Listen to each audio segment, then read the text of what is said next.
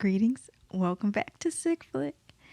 I'm so excited to be here. I'm so excited to have you back. And I'm excited for this episode. So, as I said last week, this week we're going to be talking about season 4 of Insecure.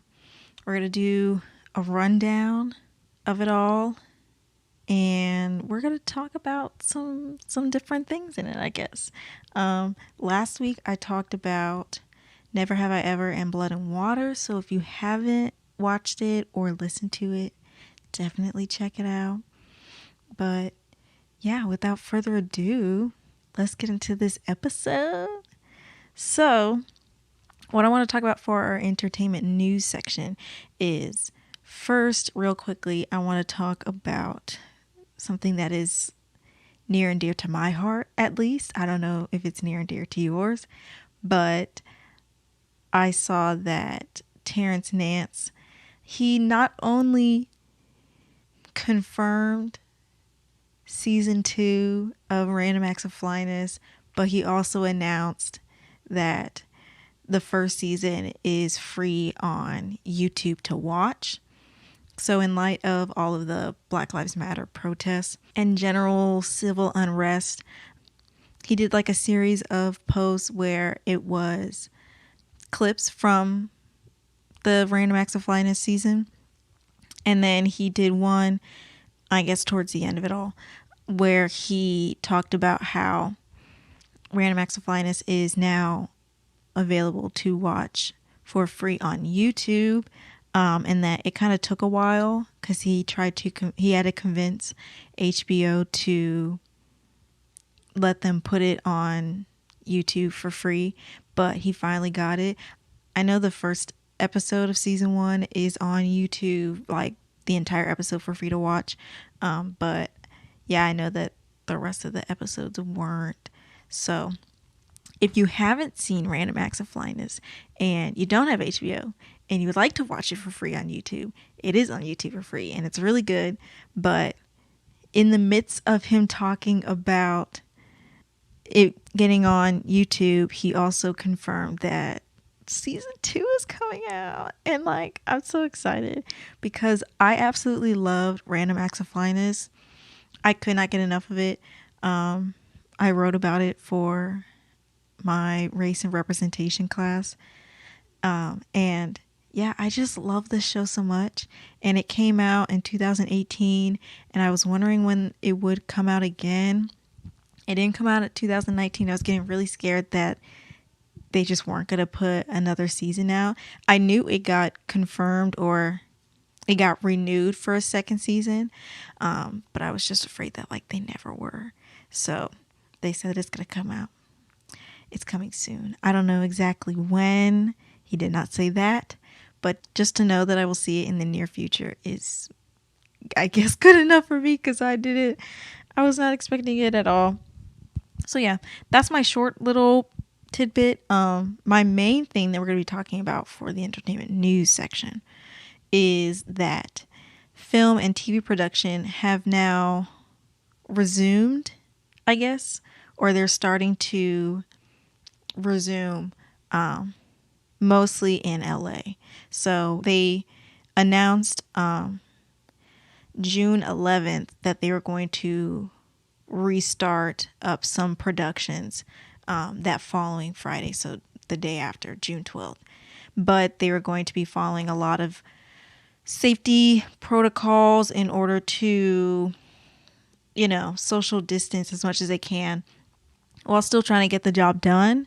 So some of their protocol included health checks for vendors and employees when they arrive on set, protocol and workflow assessment to ensure proper social distancing and infection control, designation of a workplace that is, in compliance to, I guess, regular safety procedures. And they were going to establish procedures for any employee exhibiting symptoms or who might have tested positive. So it seems like they're doing a lot to kind of ensure that people are not only at a safe distance from each other as much as possible, but also that they limit, just people kind of being all over each other, I guess. For actors or people on screen talent, obviously they can't do that much to control it, but they said that they're going to socially distance before and after they do their scenes. So they're going to, whenever I guess they cut, they're going to try and make sure that they still maintain, regular protocol. They said that all employees and visitors are required to wear masks unless they like physically can't. So again, like on-screen talent, unless their movie is about them just wearing masks all the time, they're not going to be able to do that. But then they're also going to disinfect and sanitize any shared products, so any shared clothes, or tools, hair, wigs, stuff like that. And then they're going to only allow designated places for like snacking, and lunch and stuff like that. And then what else?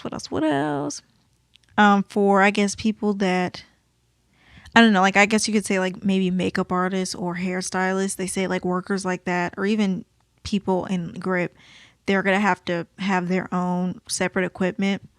So again, makeup artists will probably only have equipment for the one person they're working on, and so on and so forth. And maybe for like people in grip and electrical, they have their designated tools, and they just keep to those tools as much as possible.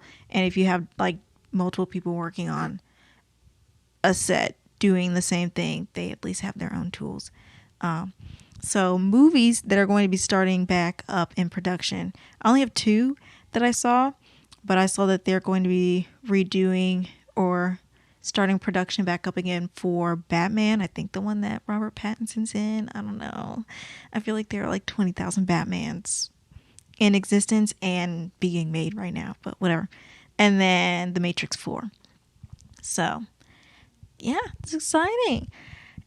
You see how I guess people are trying to find a new normal amongst all of this. And I feel like a lot of people were really concerned on when movies would start back up, both movie production, but also like movie theaters. I know that like the Plaza Theater in Atlanta, they've started to do, what are they called? Outdoor screenings? Drive-ins? Yeah. So they've started doing drive-ins as a way of trying to give people a movie watching experience, but also, stay in business. So it's actually crazy to think of like how the entertainment world has kind of grappled with this, because I feel like, I don't know, I always thought that the arts were kind of like invincible when it came to things of this manner. Like if it comes to, I don't know, people losing their jobs, I always thought that like art would prevail, because it's like art is going to keep doing what it has to do, you know what I'm saying? So to see the film and entertainment world like having to step back, and take some time and then try and figure out how to go forward is kind of interesting. But that's what I have for our entertainment news for this week. So yeah, I don't know what other places, counties, states, cities, are starting back production as well. I only saw LA. So it might be other places. I'm kind of looking out for when Georgia's going to start, just to be in the know. But yeah, besides that, that's all I have for our entertainment news.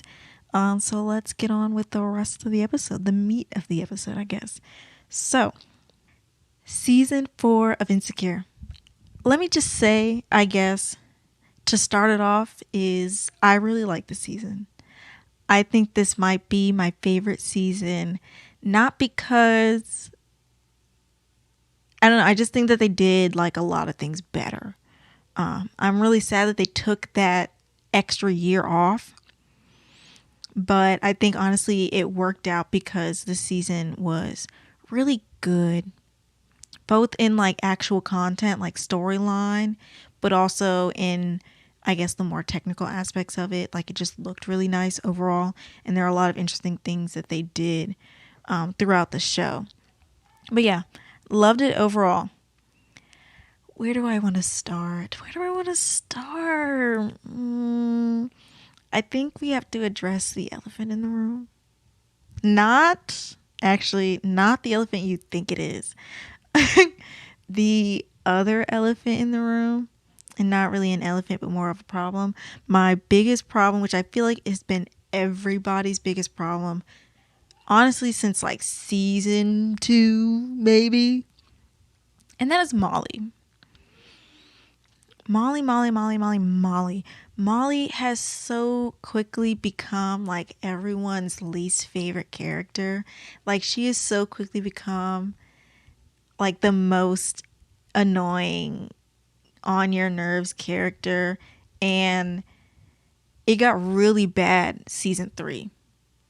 But I think season 4, like, I'm not going to say I hate her, but it made me like build up some hatred towards her, because it's like, these are like, her problems were so obvious and it was so clearly her fault 99% of the time, to where you don't understand where her reasoning's coming from. Like, that's where I was at. So yeah, what happened in the first episode? First episode, she, maybe I'm just not remembering. I think the first episode was fine, unless no. That's when she found out, that's when Issa found out that Condola and Lawrence were together. And I guess Molly always had something to say about that, where she didn't understand why Issa was cool with it. She didn't understand why Issa would still work with Condola, which again, like, I think it, one, shows how immature Molly is, and I don't know, like, I feel like it shows a bit of like insecurity in a hypothetical sense, really.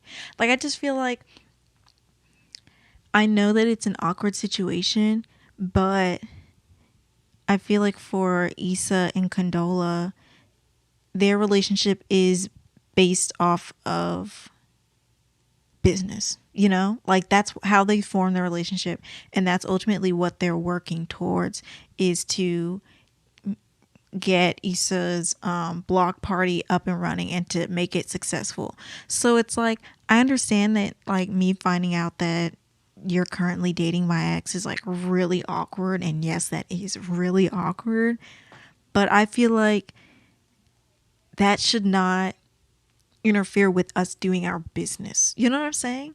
And I feel like that's exactly what Molly would do. You know, if she found out that somebody at her work was doing that, she would do more to mess up her job than she would have like just dealing with it. And especially because like Issa and Condola can literally part ways after the block party, you know? Issa's not working for Condola, vice versa is not happening either. You know, they're only invested in each other enough to get Issa's block party again up and running. So for her to, I guess, have such a big problem with it doesn't make sense to me. I don't know. I just feel like that wasn't a big deal. And for her to, again, to like make it a big deal, it's also like, sis, like, you know, what are you doing? What is all of this coming from? Yeah, she starts talking to Issa about how like she thinks she likes her life to be messy and stuff like that, which I don't know. I feel like Issa does, not that she puts herself in those situations, but I feel like she definitely like projects that energy. You know what I'm saying? To where you're kind of like, why do you keep ending up in these situations? You know? Like, isn't there a better way to not end up in these situations? Like, why does this keep happening? I get that, you know? But I feel like to say that what you enjoy the messiness, it doesn't, it's rude and it doesn't make sense. And that's not a good way to tell your friend maybe she's not making the best decisions, you know? And so it just comes off very haterish, especially when it's during her fundraiser. That's another thing. It's like Molly has the worst timing to be a trash friend. She finds like the biggest moments of like Issa's life, or even the biggest moments of like Tiffany's life, to in a way make it about her, but to also just like constantly shit on her friends. Like, why'd you gotta do that at my fundraiser? Why'd you gotta do it at my block party? Oh my gosh. So yeah, it's just she really just be irritating me. And then on to, I guess, the block party. She had absolutely like no grounds to set that fake boundary between her relationship with Andrew and her relationship with Issa. It was just so dumb. And again, it's like, why are you doing that right now when like I need you most? And I understand that like maybe Issa wasn't, she was kind of shitty in her own right for not listening to her, because again, even if you're in a rush, like you can at least pretend to care about your friend's problems. If you don't even have the time to care, you have at least the time to pretend to care about your friend's problems. And for her to just blatantly not, I'd be mad. But you know what I would do instead? I would probably tell them, or I'd just like create my own distance. But it's like when she's coming to you for something that big, where it's like, hey, I don't have a headliner for this big event I've been spending months and months and months and a bunch of money working on. It's kind of like, I don't know, I'll be mad at you tomorrow, but I'll still try to help you out as much as I can. And for her to be like, no, I'm not going to help you out at all for this huge event that you've been working and dying on for, the past few months, just because like you're not listening to me talk about work today. And now I want to set boundaries in my relationship. It was like, it makes me honestly think that like Molly actively tries to bring Issa down. Honestly and truly. I feel like for whatever reason, she doesn't like when Issa is thriving. And so like with this block party, everything's going well. And I feel like she automatically feels, I don't know, some sort of competition, some sort of resentment that Issa is just not constantly down on her luck. And that's also the thing. It's like, it seems like Molly gets so much enjoyment out of being better than Issa, where it's like, oh, I have a good career, stable career. I drive a nice car. I'm not in financial, I don't have financial issues. Besides nobody wanting to be with me, it seems like my life is better than yours. And she constantly banks on that. And even when it comes to relationships, it's like you can't ever have a conversation with Molly about her issues with Andrew. She always has to flip it and turn it on, Issa, and make it something about her. It's like, why are you constantly trying to bring her down? And like, it just, I don't know, it so clearly says that in that moment of like, you're just trying to bring her down in any chance that you can, where you're going to make a false excuse of you trying to now care about your boundaries with your relationship or whatever. And then when they get to the block party, she is the only one that is so surprised, and she's also the one that's kind of like, I feel like this is going to be garbage. Like, I feel like this is going to be a disaster, blah, blah, blah. And it's like, how are you her best friend? And not only do you have zero faith in her, but you're already talking down on this event that you haven't even gone to. And then once you get to the event and you're constantly being shown that it's actually working out, you want to act so surprised. Like, again, it just shows that, one, you have not been paying that much attention, and two, you are so wrapped up in the idea of being better than her and having everything she does turn into failure that you are like inadvertently putting this failure energy onto her. And then if anything fails, it's her. Like she's the person behind the big eruption at her block party because she wants to start a fight. Which is like, I don't understand. I don't understand. I don't understand why she would do that at my event. And at the last minute, you're going to turn this perfectly fine function that I had that was already hard to get by in the first place. Now you're going to turn it into the exact thing I didn't want it to be because you wanted to fight over what? Me using my resources in the end to help me out because you didn't want to help me out. Like, oh my gosh, that irritated me so much. Molly at the block party, like that's what made me be like, okay, like I'm starting to hate Molly. And it was like she constantly was never redeeming herself. She was never redeeming herself. And she was so self-centered and so self-obsessed. Like Andrew would tell her one thing, like after they went on vacation and had that huge blowout with his brother, you know, he tries to help them talk it out or figure it out. She's like, no, I don't understand why you would want to put me in that situation. And then when he invites her to, I don't know, like a game or whatever, she's like, no, I don't understand why you would put me in that situation. Huh? Like, you can't avoid his brother forever, especially if you're trying to make this an actually serious relationship. Like, I understand that, like, his brother kind of sucks because what he said was racist and he endorsed racism. And, like, you have every right to be mad at him and to feel like you don't want to speak to him. But at the end of the day, he's not avoidable. You cannot avoid him because he is the beloved brother of your boyfriend. And it's like, if at that point you want to avoid him forever, then you want to break up with your boyfriend. And it's just so annoying. So, yeah, Molly has sucked. She has been sucking this entire season.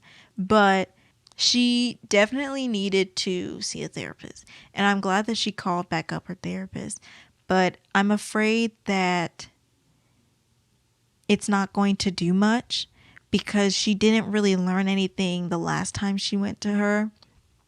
You know, she essentially just like dumped all of her issues onto her therapist, and then anytime her therapist said something, she deflected, you know? And so it's like, how much is she actually going to change? And I mean, there was a tiny bit of hope when they showed her at her therapist, but it still wasn't enough for any sort of breakthrough. And it's like, that's what she needs at this point. Somebody, I don't know if it's her therapist, it doesn't seem to be Andrew, but somebody needs to tell Molly about herself in a way that will actually click. Because right now she's compiling all of these problems that she's in as like other people's problems. And I need her to get it together. So, yeah, Molly has been sucking this past season. And there's just a lot of problems that maybe we'll get to. I will say, this is, I guess, just a random side note, but I'm really disappointed in the lack of appearances from Kelly and Tiffany, and really just everybody's friends, besides, like, really just kind of like the friends, I guess. Like, even like Lawrence's friend, like, I don't even remember his name, but old dude that's like constantly cheating on his wife. He was there in the beginning, and so was Tiffany's husband, but once it kind of hones in on Molly and Issa and kind of Lawrence, they really just like are abandoned. And I don't know, like, not that it made me particularly mad, but it definitely got to a point where I was like, where are they? you know? And it's I guess what makes it worse, or what poses as an actual problem to me, is the fact that they kind of freeze their storylines until the season finale. You know, it's not even something where they check up on them or they fill you in on what's going on in their life. It's like they just stop existing until the last episode. You know, and it's like, I don't know if that's necessary, because it's also weird how, and I think the therapist might have mentioned it, where like all of this that was going on between Molly and Issa. I think the therapist mentioned that like Molly kind of stopped checking in on everybody. Like she started getting so wrapped up in her and Issa fighting that she kind of forgot about everybody else. And if she didn't say that, then I don't know. Then that's just my opinion, I guess. But I think it is particularly true. But I also feel like it's not a good enough excuse for the TV's sake. You know, it might be for Molly and Issa's sake, but I think I still would have liked to see more of Kelly and Tiffany, because, again, they might not be the main characters, but they're still characters. And they've done a pretty okay job at filling them in and making them feel somewhat realistic, up until this point where they abandon their storylines. But I know that also people have a big problem with how the show treats Kelly in particular, which I definitely would agree, because she has become kind of like a caricature of, I don't know, some sort of black woman, of, I don't know, maybe like the brash, is that a word? The crass, like outrageous black woman, you know? And so it becomes to the point where everything she does is for a punchline, and it's super crazy and like unhinged. And I do like that about her, but she does rarely have grounding moments. Like I think Tiffany's baby shower was a really big breakthrough for giving Kelly more depth, because you actually saw that she was struggling with something. And I feel like, yeah, the TV show's done a really poor job at showing Kelly and Tiffany, but Kelly especially, as kind of full human beings as they do Issa and Molly. And I think that in this season in particular, they kind of went a bit backwards in progressing on that idea, if that makes sense. So yeah, I wish I would have saw more of Kelly and Tiffany. And I also feel like, you know, they tried to do that for Tiffany in the end, where they show her kind of running away, but I still feel like it was so unresolved.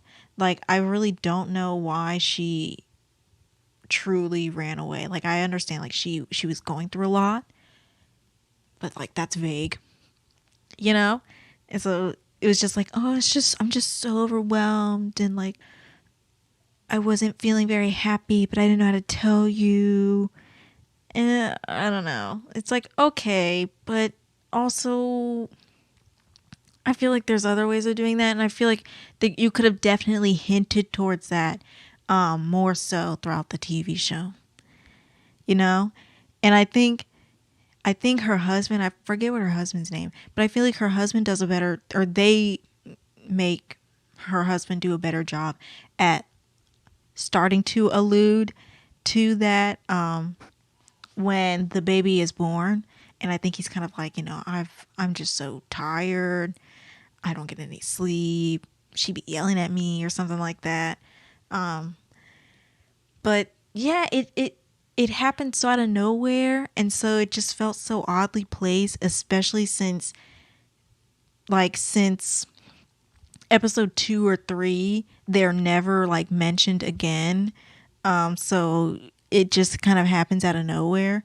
And I guess, you know, maybe it can be seen as kind of like they forgot, Issa and Molly forgot about them because they were dealing with their own issues. And so in the process, like the audience forgets about them. So when this happens, it does feel so like out of nowhere because we've all collectively have been kind of brainwashed through Issa and Molly's perspectives to stop worrying about them.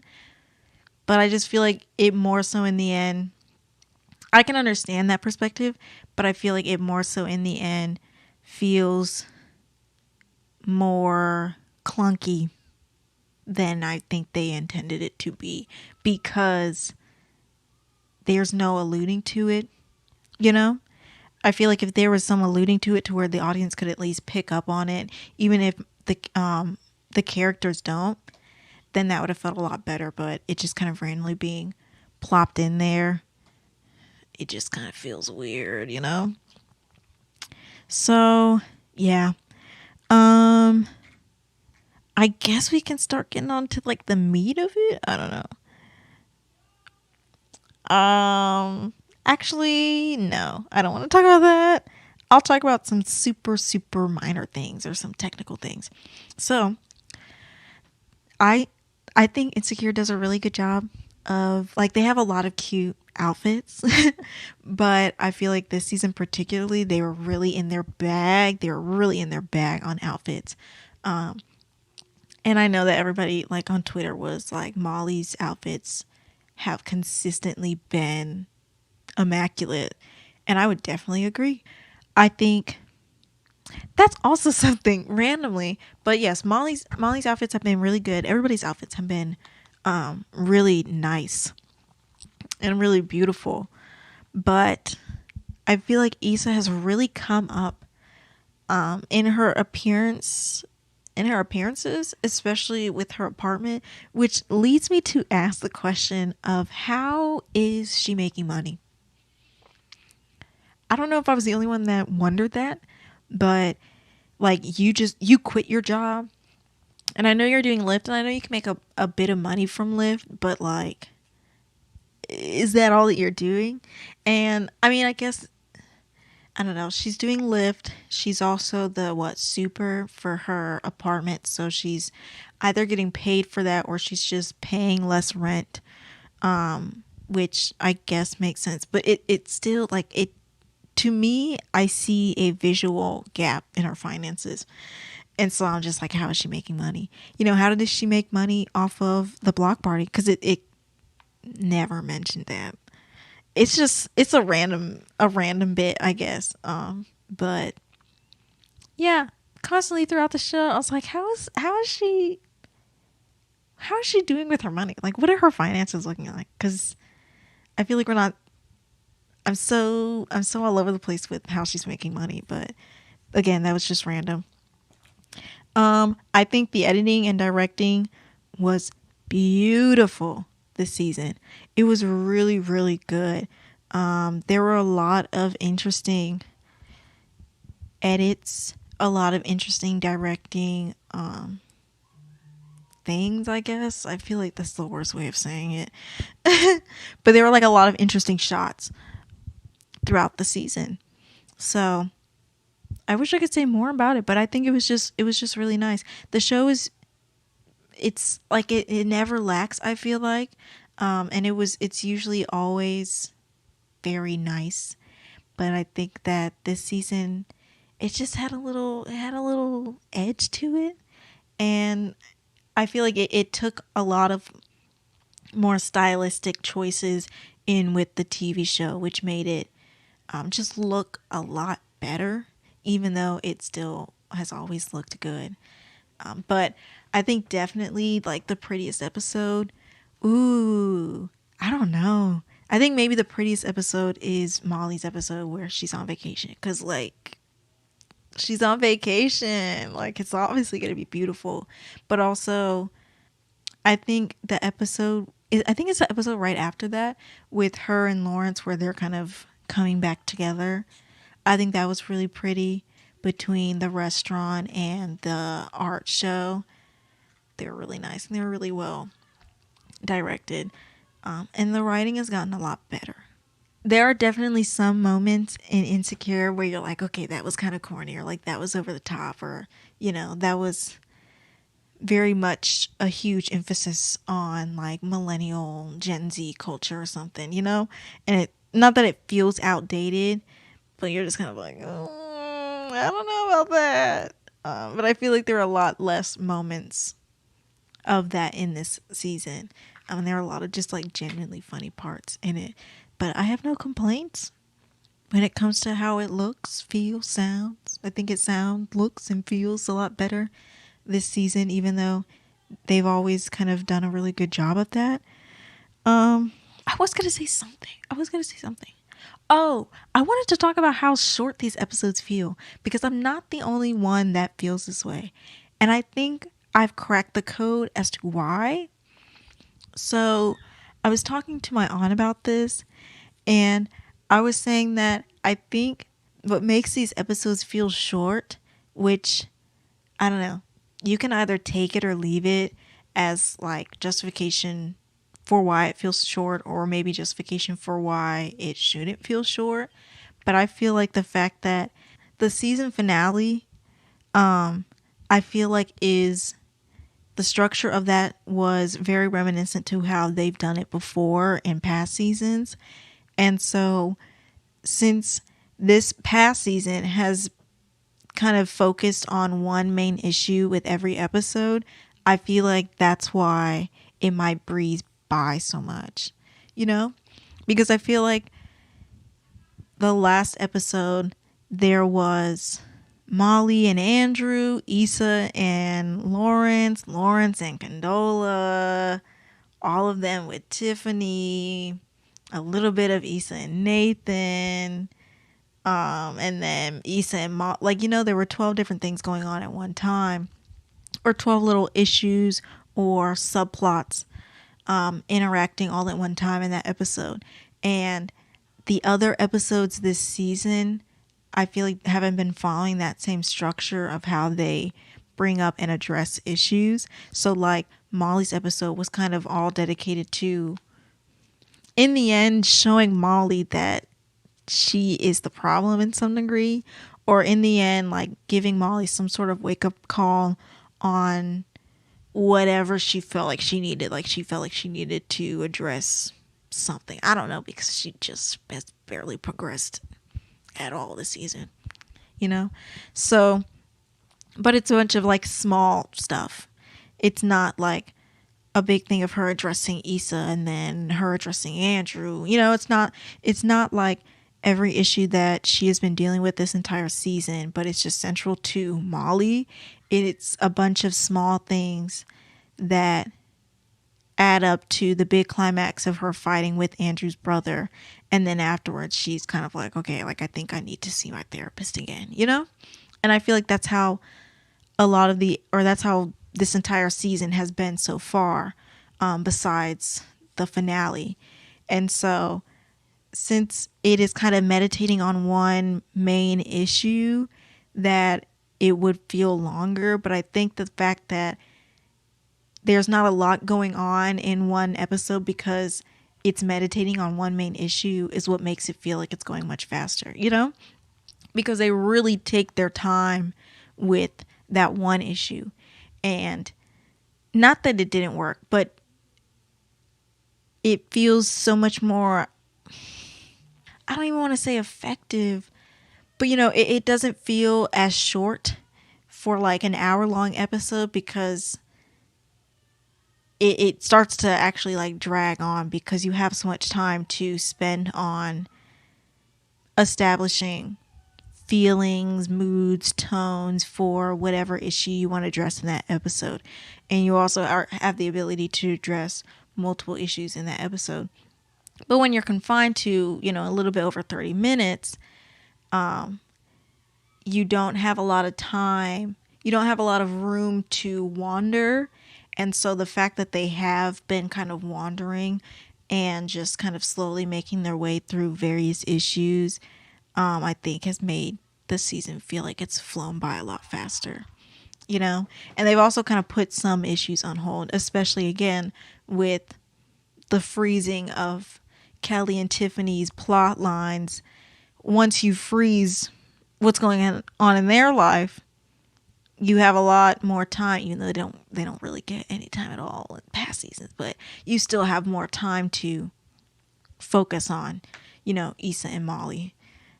So I feel like that's maybe why the episodes feel a lot shorter, is because they kind of decide to focus on one main thing every episode, and they just really take their time with addressing it, which I don't feel any particular way about it, because again, I feel like this season did a lot better at addressing and bringing up issues, and it feels more complete when they do that. But I also don't like the feeling of being like, dang, like this episode flew right past me, like I wish that if they're gonna do it that way, then they were hour long, because I would like to spend more time with the TV show, you know what I'm saying? But yeah, that's what I feel like is why it's so short. I guess we can actually get to the meat of the episode, or the meat of the season, which is Issa and her love triangle. And let me just say, I've always kind of been, since Nathan popped up on the scene, I've been a Nathan and Issa stan. Not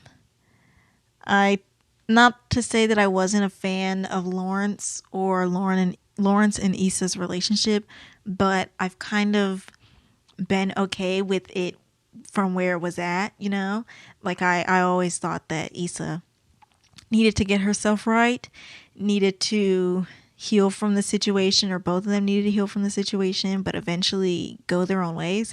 And I continue to feel that way throughout this entire season. So I've always been a Nathan stan.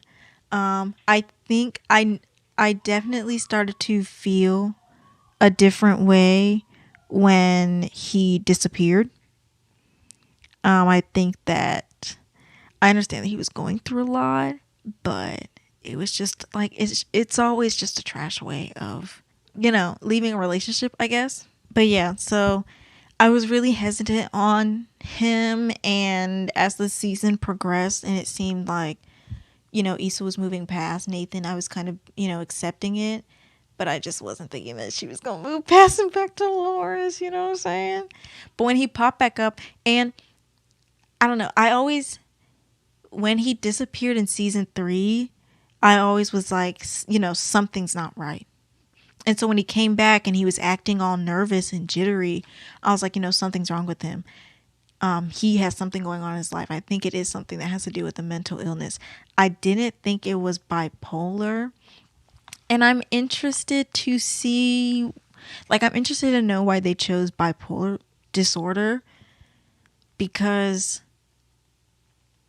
I don't really remember him displaying any sort of, is it symptoms or any sort of behaviors? I don't know, maybe the Lyft ride where he gets in the fight with that one guy, but I don't even know if I would categorize that as him being bipolar, more so of that guy just being an asshole. So I don't know. I feel like the TV show, it never really gave you a lot of precursor to that discovery. So maybe we'll see that in the future. But I guess I'm just interested to see why they decided to do bipolar disorder as opposed to really anything else, because they don't really show the behaviors of that. But I did have a feeling in my gut from, I think, the season finale of season 3, or even before that, when he just kind of disappeared, that something was off. And especially the season finale of season 3, I was like, I think that it has something to do with some sort of mental disorder. So to find that he during that time he found out he had bipolar disorder, it kind of comes together. So, knowing that, it always made me not as mad at Nathan as maybe other people were, or people think I should have been. But I was kind of like, I think since he's going through something mentally, I wouldn't be that mad. So, yeah, finding that out, it was, I guess, quite the discovery, but I feel like Nathan has been been the best person for Issa so far. I know that Lawrence cared about her, and I guess in the end, their relationship parting ways was her fault for cheating. But there are a lot of things that he said and a lot of, things that he did that I feel like were just no-goes and did not really make me want to root for them. I still really like Daniel, even though Daniel did say some things as well, especially when he was talking down on Issa. But he'll probably find a way to come back up. But I think ultimately, like, my heart lies with Nathan. And so when she chooses Lawrence over him, it made me mad. It made me so mad. And in the final episode, that's crazy. That's crazy. Like, I was not expecting that at all. Like, when he came back and he was like, I spoke to Condola, I was like, okay, like, maybe he cheated. Maybe he decided to get back together with her, blah, blah, blah. But when she tells her she's pregnant, oh my gosh.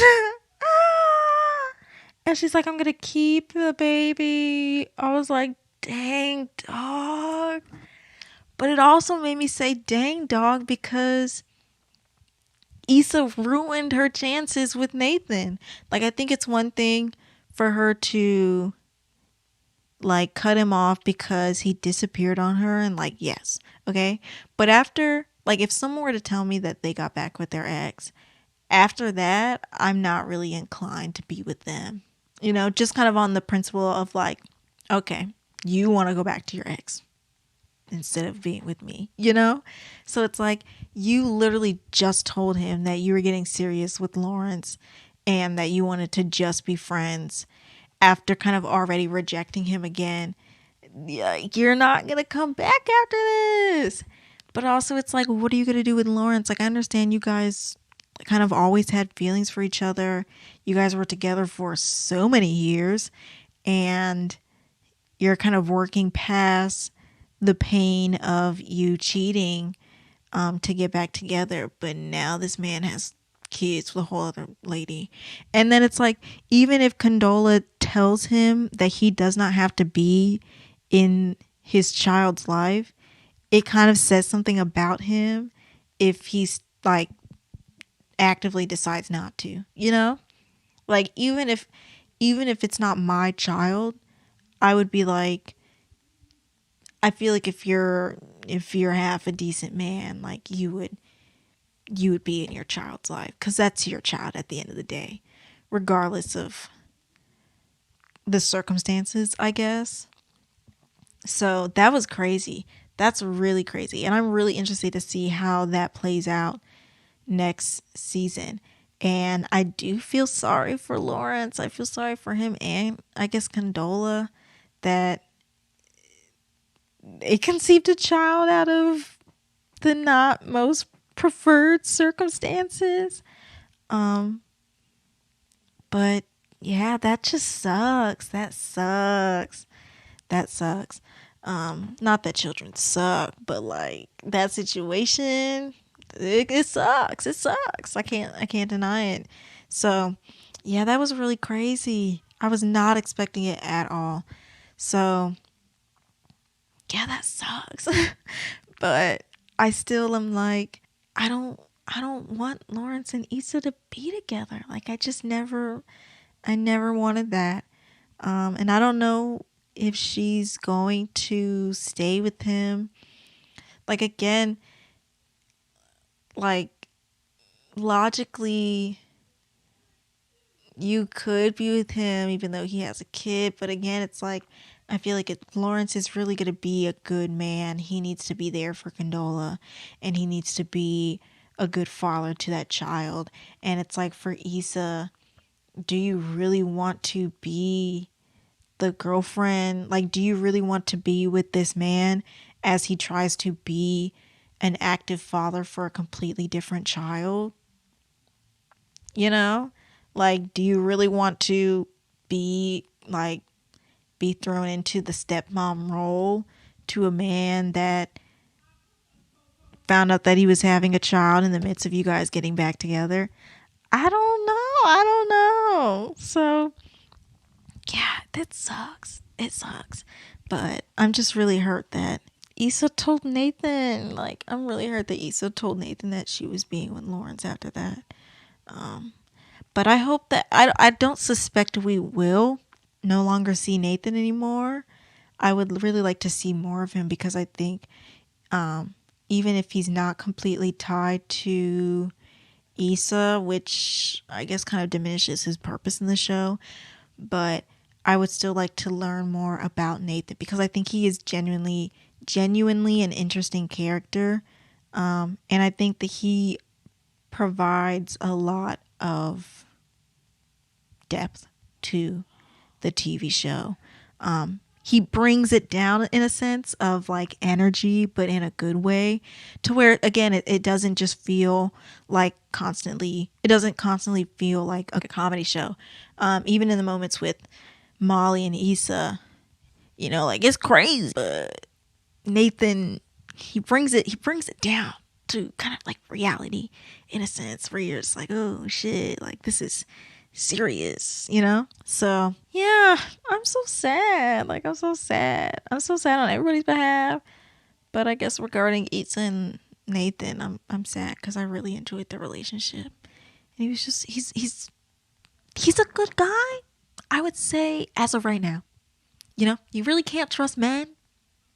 And I'm not gonna say I trust him, but I'm gonna say that I like him so far.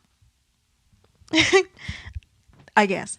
So yeah, that was crazy. I think that's mostly what I'd have to say.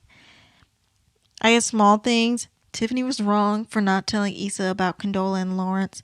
I know that maybe you don't know the best way to tell your friend, but she was also the one that brought them together or set them up. And I feel like I understand that they like had been getting over each other and stuff like that, but I feel like that's something that you should definitely inform your friend about, regardless.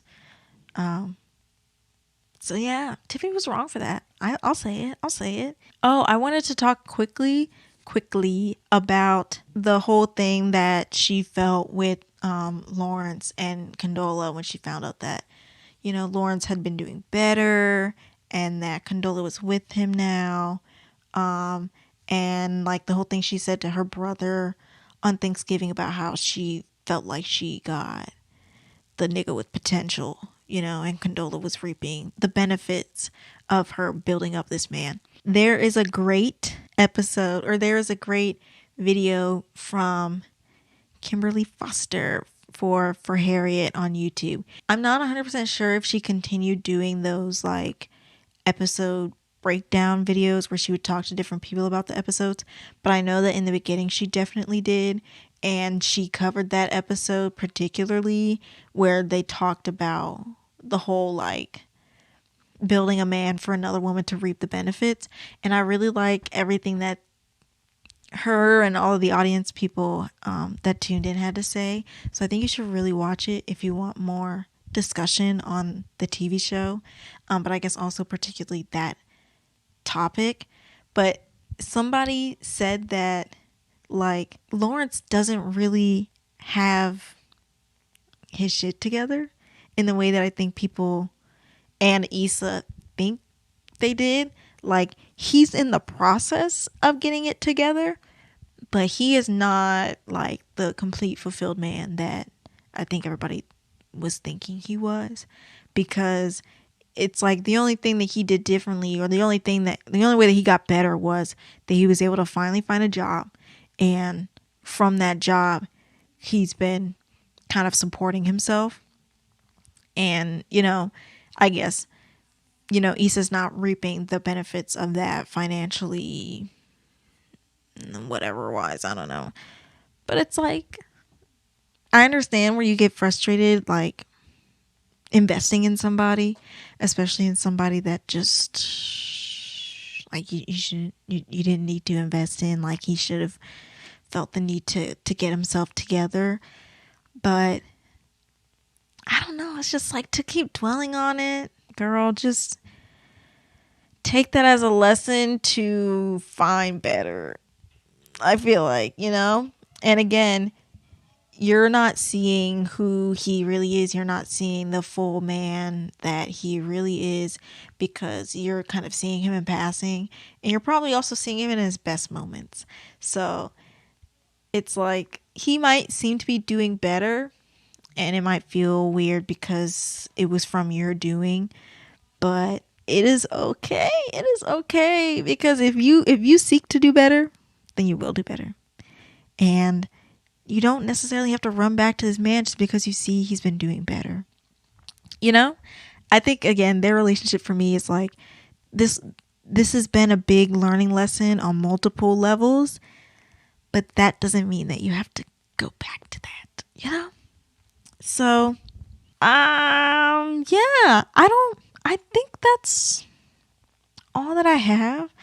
I just want to say, like, the tiniest bit, the part in Looking for LaToya where they're doing the press conference, I guess, and the guy's like, "We will find this lost Toyota." I don't know why, but that is so funny. And they're like, this is not a case for a missing car. This is like the case for a missing girl named LaToya. And then also the fact that like all these celebrities got on Insecure to play this fake or this fake like mystery TV show. I thought that was hilarious. Andrew was way too good for Molly. Andrew had a lot more patience than Molly deserved. Andrew, he did a lot for Molly that she just did not deserve, honestly and truly. He was too kind for her. And I think it's good that he broke things off. But again, I wish he told her about herself, because she really needed that. She really needs to be read to filth, honestly and truly. Like, I don't, at this point, you can spare her feelings, but I think she also deserves to have her feelings hurt, because like she's just been terrible. She's been terrible. Terrible. Hate it. So, yeah. I guess a question I had was, I said Molly really gives up on every relationship, but why not Andrew? Because it's funny, because she even gave up on her relationship with her father. So you're going to give up on your relationship with your father before you give up on your relationship with Andrew? I just want to know why. What does your relationship with Andrew, why is that such a big deal? Is it because it's been the only thing that seems to be working out, and so now when you're in a crisis you feel the need to like hang on for dear life? But also, like, I don't know, that's your father. So I don't know, I didn't really get that resolved. I didn't find many answers in my thinking, in my pondering.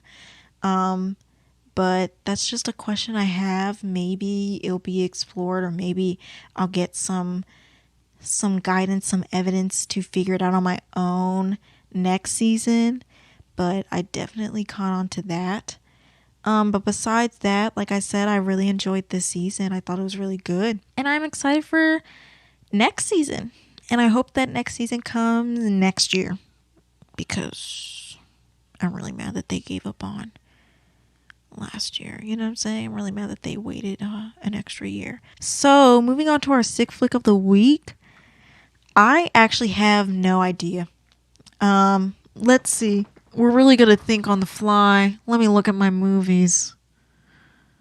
I'll say this.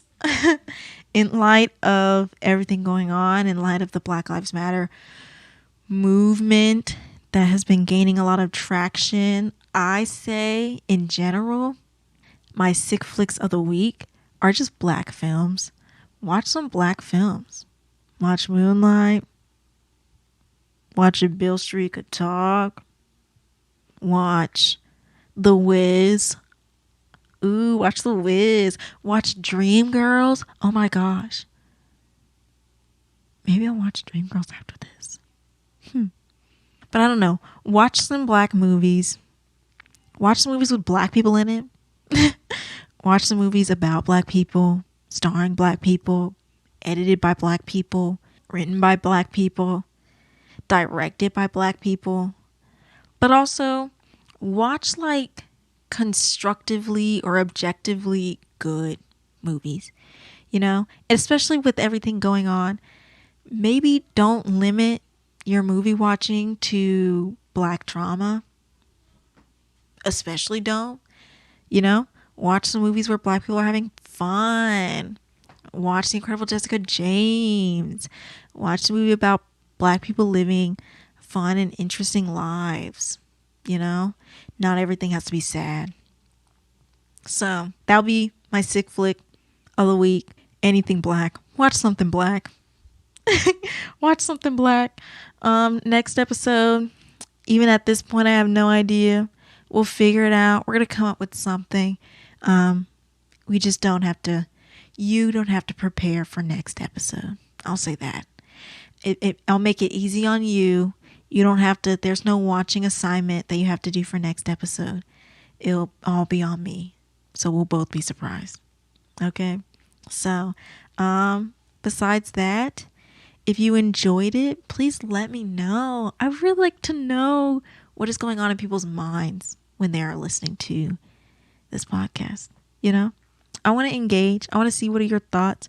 What were your thoughts last episode for Blood and Water and Never Have I Ever, if you watched them? What are your thoughts for this episode regarding Insecure?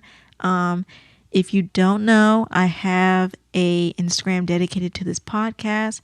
It is at sickflick.pod.